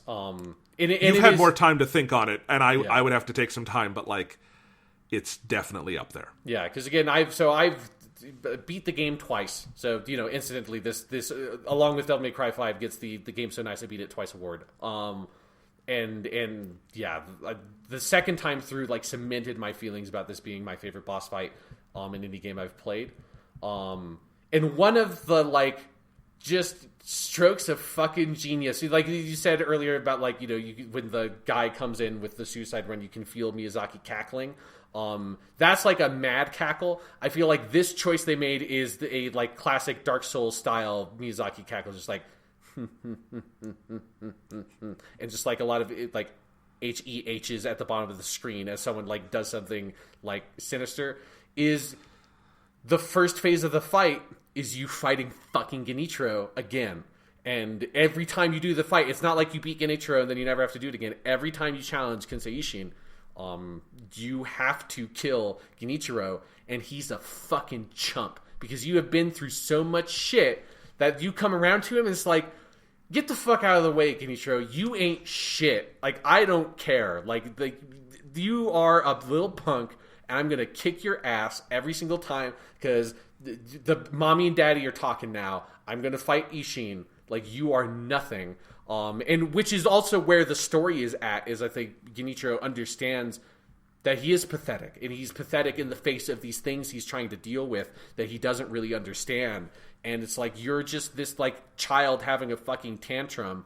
Like, we're trying to deal with, like, serious issues. And you just dispose of that motherfucker. And it's not that they made him easier. They have, like, the only thing they did is give him this, like, big wind-up attack at the opening of the fight with his like, the Black Mortal Blade that gives you a good opening to do some damage early on. But he has all the exact same attacks. And I don't know if this is like it for you, Jonathan, but, like, my experience of the second time fighting Genichiro, by the time you get there, is like, you are an utter chump. I have no problem dealing with you. The only time I had trouble dealing with him was when I was tired and realized I needed to go to bed and, like, reapproach this fight fresh. It's like, it's almost like a barometer that if, like, Genichiro gets, like, 2 hits on you, probably you want to walk away from the game for a while and come back because he is nothing and he should not be a challenge at all, really. Yeah, it took me a couple of tries to, like, get it down and figure out what he had, obviously.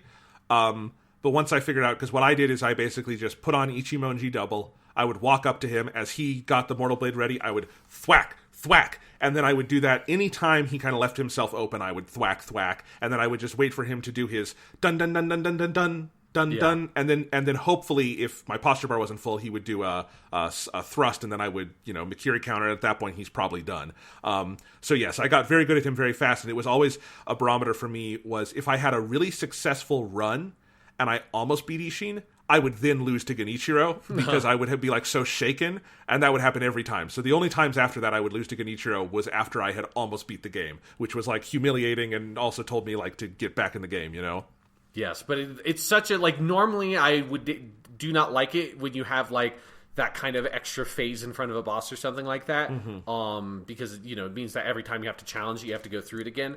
But there's something so genius about putting the boss that's like, it's so perfectly tuned. Because everyone I've talked about or heard talk about this game has gotten stuck at Genichiro. I got stuck at Genichiro. You really got stuck at Genichiro for like half a year. But everyone gets stuck at Genichiro because it's a hard boss fight at that point in the game with what you, the skills you've already built up.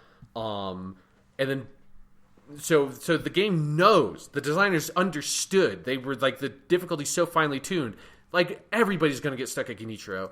But by the time they get to this point, it's like, honestly, as a, professional teacher, it is an astounding piece of what we call scaffolding, of building up skills to this, like, to use all the teacher lingo, your summative assessment that, like, sort of is your test of how far you have come. Like, it is truly master class, and adding in that here's the, like, easy softball pitch before the summative assessment. Here's like how to knock this out of the park because we know you've built up all these skills. Like, as it is astounding to me that their ability to do this, to have it so well calibrated for what must at the very least be the vast majority of the players of the game, without them being able to be reactive to it at all. There's no, like, they got feedback and adjusted the approach the way that an actual teacher would do this. They just designed it so well from the start, understanding the kinds of people that are playing the game, that these are the skills you've built up throughout the game. Genichiro is your huge formative assessment at the midpoint, and then once you get to the summative assessment at the end, that the material that you were struggling with earlier is nothing to you, and it's time for you to prove like what you can really do by tackling daddy. There have been a lot of Sekiro podcasts out there, I'm sure, but have any had a professional public school teacher broken out the professional lingo on us? I don't think so. Yes. That's what makes this podcast special. Exactly. No, I love it, Sean, because you're so right. I mean, Ishin is he's the hardest final exam I've ever taken, because it will fucking test you. It is wild. Because he's so you have Genichiro and then 3 phases of Ishin. And I don't know about you. I actually wanted to ask, like, how long did it take you to beat Ishin, and kind of what was your process? Because I don't think anyone goes in and beats Ishin in one night. No. Yeah. I mean, definitely I did not beat him in one night. Like, it was a long, grueling process because I think it took me a couple of days of trying it. It was definitely like the first couple times I did it, it was late at night because I was like trying to push to finish the game because I had all this momentum. And then I just realized it had been a long time since I had hit a brick wall in that game, not probably since Genichiro. Like, I had struggled with other boss fights like the Guardian Ape, but I had never felt like right now, I cannot beat this boss. Like, it would have just been impossible. It wouldn't have mattered how many times I played it. In that mindset, I just couldn't beat Ishin. And so then I had to reapproach it the next day, give it a couple more solid tries, and then I think the day after that is when I finally beat him, which is by far the most I've struggled over a fucking FromSoftware boss since the Nameless King, which is the secret boss in Dark Souls 3, that boss is very hard, but more because of some bullshit in that game with, like, camera angles and stuff like that. Whereas, like, Sekiro, it is a really fair, straightforward boss fight, really, with Ishin. There's no gimmicks. The closest you get to a gimmick is the lightning thing, but even then, that, like, the lightning is the best example of what we were talking about earlier of, I want you to use a flashy attack, because when you use a flashy attack, you are done. Because I know earlier you said the lightning is how you beat Ishin. That is how I beat Ishin. That is, like, clearly how it's designed. Is like the third phase is, I think, the easiest phase of Ishin, because if you can get him to use that lightning attack on you, because this was like the most exultant moment of the whole game for me. Of, like, I just felt like high, basically. Coming off of it was the first time I got to that third phase was when I beat it, which was such a great feeling. Wow. Like. Because so the first phase is him using the sword, and then after you beat that, that's when like he turns from, like, Sword Saint Ishin to the Ishin who, like, conquered the land of Ashina and established his own daimyo. He pulls out this massive fucking spear and a goddamn gun, and it's like, this is the guy who, like, laid waste to battlefields. This is not honorable one-on-one duel Ishin, come up to the dojo and we'll, like, have a sparring match. This is the guy, it's like basically fighting fucking Guan Yu from Remnants of the Three Kingdoms. This is a guy who, like, won the entire, like, battlefields on his own. Now you're fighting that Ishin. And that form is so difficult Like, his attacks are so fast. He must have the most different attacks of any FromSoftware boss. It's ridiculous. He's got so many different moves. Some of them, most of them are so devastating. He's got tremendous range because he has a gun and a fucking spear. But then his third form is basically that form, but with lightning powers. So if you can beat the second form, the third form totally beat the third. Yeah, yes. The third form is easier. You just have to get that fucking lightning counter. And I almost died. I had almost no health. And he went up to do the lightning thing, and I jumped up in the air. He hit me, and I came down, hit him, stunned him. I came in, finished him off. It was like, yes, you motherfucker, you old motherfucker. I finally did it. I beat you. And it was just the most euphoric moment of games this year for me. Yeah. Of like any video game experience. Because I came really, really close to beating him the first time I got to the fourth phase. Like, when I got to the final phase, the first time, I was like, I had him down to almost nothing, and I just messed something up and died, and I'm like, fuck. And I just, at that point, did just walk away, because I'm like, I'm not going to get there again tonight. I was too close, right? Mm-hmm. And I think it was either the second or third time I got to the fourth phase. Like, you're not going to see the fourth phase a lot, because if you get through the third phase, you'll be fine on that final phase. If you've mastered that third phase, once you add in the lightning, if you can do the lightning jump, which is not that hard, it's hard the first time you see it, but like once you get that timing, it's pretty like intuitive, and you can throw that lightning back at him, you can beat this shit. Like the third phase, which I guess is Ishin's second phase, but the third overall of this fight, that is the hardest part, because you do Genichiro, then he comes out. Ishin's first phase is really interesting because, again, talking about storytelling through boss fights, this is part of what I love about Ishin so much, is that at first, so he's like in this robe, he's got just the sword, and he only does it in one hand. Like, he's just testing you. You can just tell, like, the way he moves and everything is he's not going full strength. He's just sort of like kind of gently fighting you and seeing how good you are. He's like feeling you out. And if you can get through that, then he pulls out the stops and he gets the giant, inhumanly large spear out and the gun. And then he starts going at you. And that feeling of like, oh shit, now I'm in an actual fight with Ishin, the motherfucking sword saint. And then he gets desperate and starts using the lightning. And that's the point where you're going to beat him, is once he gets desperate and starts using the lightning. It's like he defeats himself as much as you defeat him. And then the end of the game is he just sits down in the grass and waits for you to finish him because you have proven you're the better shinobi. It's so good. It's so fucking good. One other detail that I think is really great is that his whole moveset when he's using the sword is all the different Ashina sword style techniques you can learn from him in his like skill tree arc. So he uses Ichimonji. He has the Ashina cross, which is his like Iaido attack. So like it's very... It's one of the things that like you feel very prepared for him in many ways, because a lot of the big moves he uses are moves you've seen because you can use them. Yes, and that's like that phase. What's key is recognizing those moves and knowing when he does them, when they're going to end, and when you can go in for an attack. Because he's pretty hard to beat, at least in my experience, from posture damage. Yeah. You have to at least get his vitality down a good chunk before posture will help you there. And so you have to be, like, I ran around a lot in that fight, and I'm waiting for him to, like, Ichimonji was the best one, but the cross and some of those others, you want to recognize those moves, have him do them, and then run in and just stab. I would use the Mortal Blade because it does a ton of damage, and, like, get his health down. Yeah, it's kind of funny. Like, I had... the way I approached the different phases, like phase 1 with Genichiro was a very direct, thwack him on the head and then posture damage a bunch. Phase 2 was I felt like I was running around a lot trying to do vitality. It was not a lot of direct fighting with him. And then phase 3, I tried a couple different things because there are lots and lots of videos about Ishin out there if you want to learn about him. And there are things people call cheeses. I would say there's no real like cheese strategy for him because you can't like break the game here. Like if you're doing it, you're doing it. But a lot of ones like kind of recommend running around and doing the same thing you would do in his first phase for his second phase. And I just don't think that's a good idea because he's too unpredictable. He has too much range. That sort of thing is like really liable to fail. What you want to do, and what I kept getting dragged back to, was a really like direct method of like go face to face with him, let him do his attacks, and again hope for a Mikiri counter or something like that, and get good at it. And then the fourth phase is a little more of that with praying for lightning.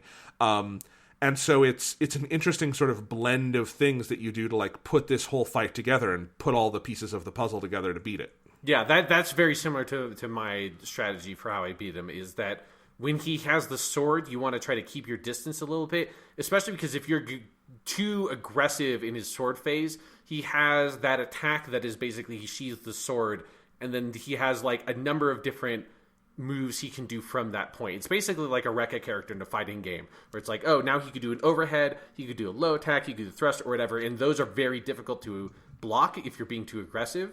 So it's like the sword thing, you want to like be spaced out properly, and it feels like a sword duel.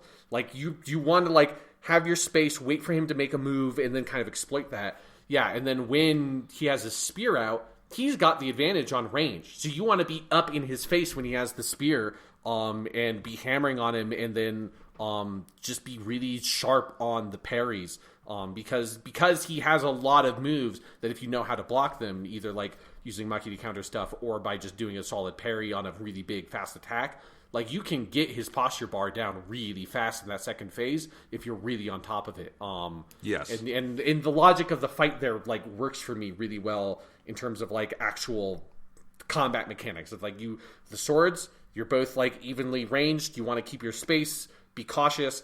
With the spear, if you're trying to keep your distance too much, he has way too much advantage with that and the gun. So you want to be up in his face, which limits the possibilities of moves that he's going to use. Yeah. I just found like, because I at some point I was watching some strategy videos not to inform my strategy, but because I found it so entertaining to see what other people were doing with it. And it's funny, some of the methods people call cheeses on YouTube are so much more complicated than anything just that's a direct, like, get good at the game strategy. Like some of them, like, there's one that's, like, you would use the umbrella, and then you would get him to do his gun attacks, and then use the umbrella, and then fire that back, and then eventually you're going to run out of your paper or whatever, your like tokens, basically. Yeah, your tokens, and so you're going to have to do this move to get more tokens, and you're going to lose your health, but then you want to go over here to heal, and then you want to do more with the umbrella, and I'm like, this is so much harder. This is so much harder than just getting good at the parrying. But I also find it kind of entertaining that people get into that. I do think there's this like whole cottage industry, though, of people who are so intimidated by the parry mechanic that they want to do like anything not to do it, even though it's sometimes much harder than just, like, I promise you, if I could get the parry mechanic down, you can get the parry mechanic down. Yes. It's the magic of the game. It's not... I hate saying it's not that hard, because this game is the hardest game we've ever played. But like it is so key to the game. It's like saying I can't learn I can't learn Japanese because of kanji. It's like it's hard, but you can do it. You kind of have to, or else you can't learn Japanese. Yes. It's something like that. Which leads me to another award I give to this game, which is the most pure video game mechanic of 2019, which goes to parrying in Sekiro. Everything about parrying in this game is perfect. Like the timing, the fucking sound effect, the flash that happens on the screen. It is one of the most viscerally satisfying mechanics you will engage with in any video game, I think. It is like, just every parry feels so fucking good in Sekiro. It is it's like the glory kills in Doom or something. It is just a perfectly calibrated, designed, presented game mechanic that you repeat over and over and over again, and every time you do it is as fun as the last time you did it. And it is... it is the spine of the combat of the game is that parrying, and what a like well-designed spine it is, because that game is like impossible if you don't know how to do it. Once you do know how to do it, it is the most fun combat of like any game ever. Absolutely. And I don't know about you, Sean, but I generally hate parry mechanics. I think they're often really bad, and they're often like unnecessary. So like you can technically parry in Dark Souls. I don't know if I ever fucking did it because it's like really janky, and Dark Souls is good at it compared to a lot of games. Like most games that tell you to parry, like it's just like the mechanic is not good enough. Like the game design has to be so unbelievably tight for parrying to be good. And Sekiro is the rare case where like it's up to the challenge of not just making that usable, but essential. Yeah, and like a big thing about it is just the feedback on the parry is so strong.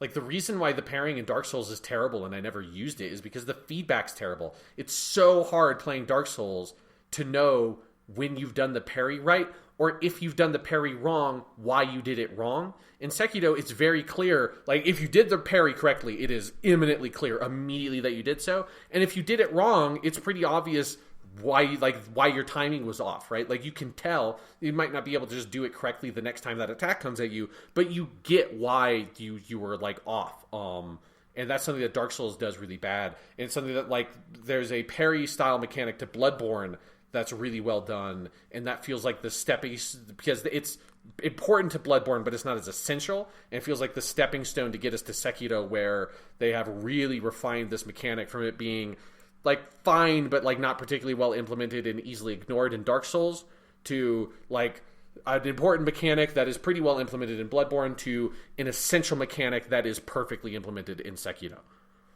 Yes, absolutely. I agree. Anything else to say about sort of the body of the game? I think there's some other things to go into here, but I think we've done a pretty thorough job. The only thing in terms of presentation and everything is we didn't mention the music, and Sekiro has a great soundtrack. It does, yes. It's like FromSoft soundtracks are never the flashiest part of them, but they're always really good, and I think this is the best from a FromSoft game I've heard, at least. I agree, yeah. It just like sets the tone and the overall aesthetic of the game really, really well. Yeah, it's awesome. It's a great like samurai movie score. I could hear this like in a movie, and it would work just as well.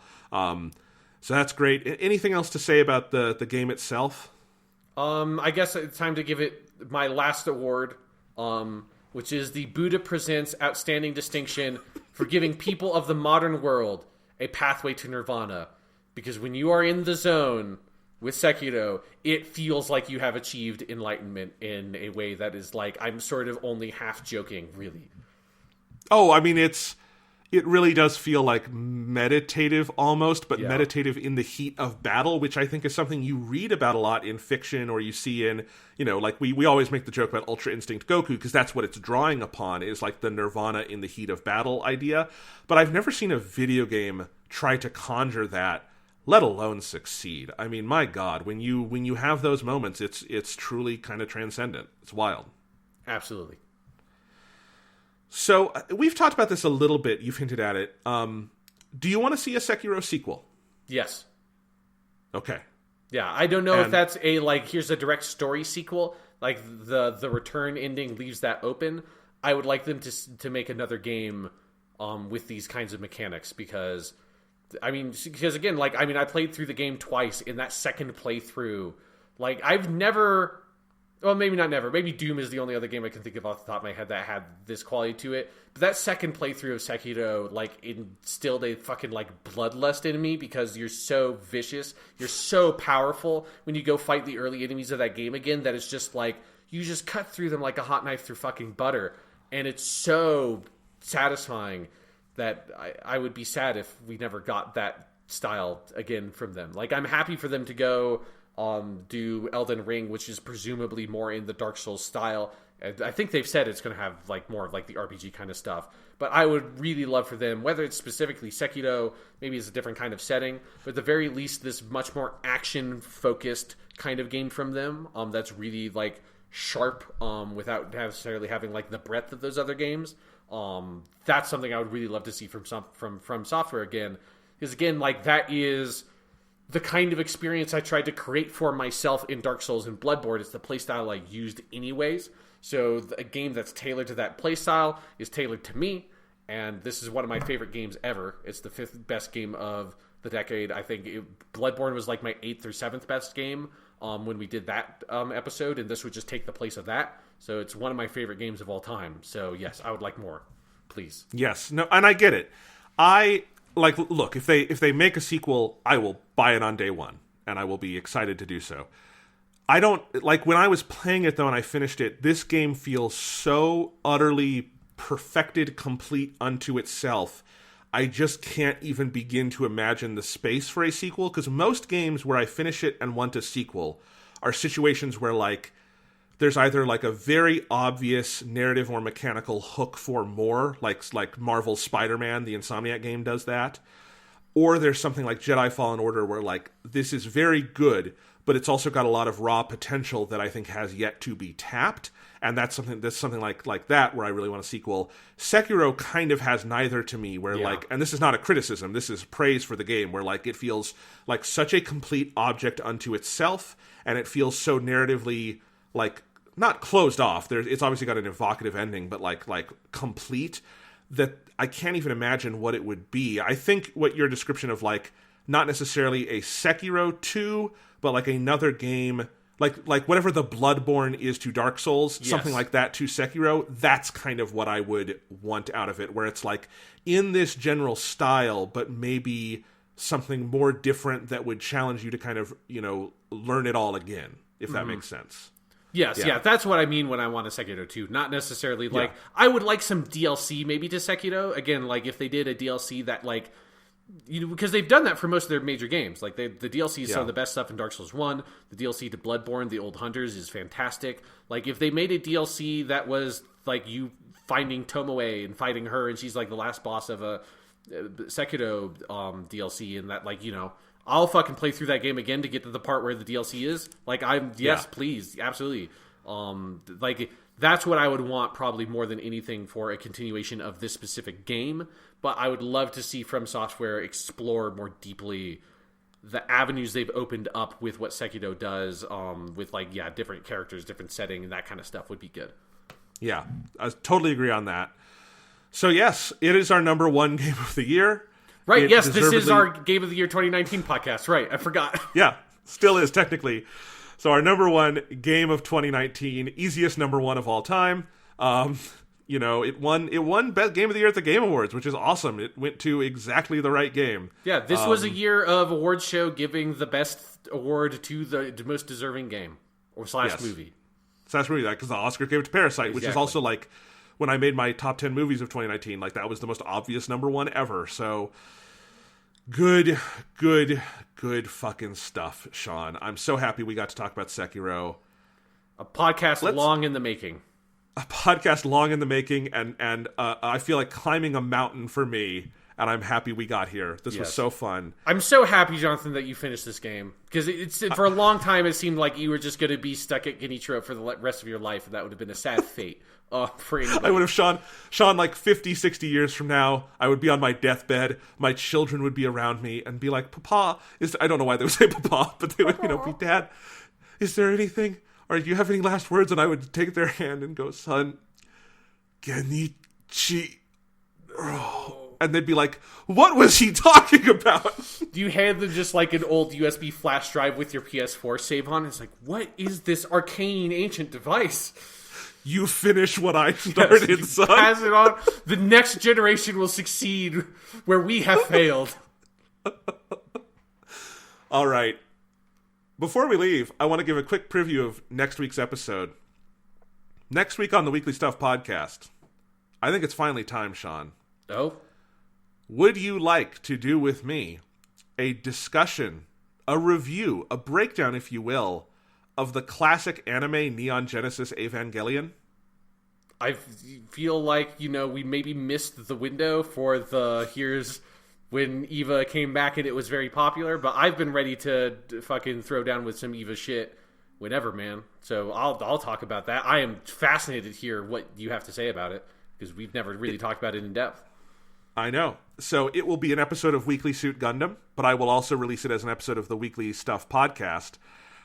Because I think it definitely has some Gundam adjacents, which is why you kind of wanted to discuss it in this fold. But I have started watching the show. By the time we're ready to record our next episode, I will be done with it. And to be perfectly frank, we need to set a deadline for me to be done with it, or else I probably will not watch it. Yes. I am 6 episodes in, and just as a quick preview... It'll be a fun podcast to record. I know that we have listeners that really like Eva, but we'll see. I mean, you'd have a lot to go. I have a lot to go. You're currently in, I think, what is my favorite and best part of Neon Genesis Evangelion. So if this is your reaction, maybe it's a bad sign. Okay. Who knows? But I think it'll be a really interesting talk. I think it'll be a really valuable addition to the Weekly Suit Gundam canon. Yes, absolutely. Yeah. So we're going to have that in there, and it'll be an episode of the Weekly Stuff podcast as well. So that'll be coming up, I think, on the next episode of the show. Quick question, Jonathan, because I feel like we talked about this off the air, but I completely forgot what the answer was. Are we going to do End of Evangelion with the rest of the TV show, or will those be two separate things? What do you think I should do? Because I am open. I haven't seen it all yet. I think it would be easiest to do them as two separate things, especially because I think it'd be very, very hard to talk about the end of the TV show if you've already seen End of Eva. So for people who don't know, Evangelion is split into two things. You have the TV show, which is 24 episodes. After the TV show, they made a compilation movie called Rebirth, and then after that, they made a movie called End of Evangelion that is an expansion of, and in some ways replacement of, the last 2 episodes of Eva, which are like infamously sort of like light on budget, let's say, and had to be very creative. So End of Eva is a whole movie that is very interesting. It'll be an interesting discussion on its own right, but because it sort of replaces the TV show ending, it's kind of hard to talk about the TV show ending, and I think it'd be hard for us to have that conversation if we're also talking about End of Eva at the same time. So we will do the 24 episodes of the TV show, and then maybe the week after that, or at some later date, probably shortly after that, we'll do End of Eva. Because at the very least, I'm not going to rewatch the whole TV show, but I will rewatch End of Eva, because that will be a discussion to have. Okay, so I think that's how we'll do it. Before next week's episode, I will have seen the 26 episodes of Eva. And I will not watch End of Eva. So in the spirit of Weekly Suit Gundam, I will be the newbie who has not seen the other side of the thing. Yeah. We will talk about that, and then there will be a part 2 with End of Eva. So that will be coming.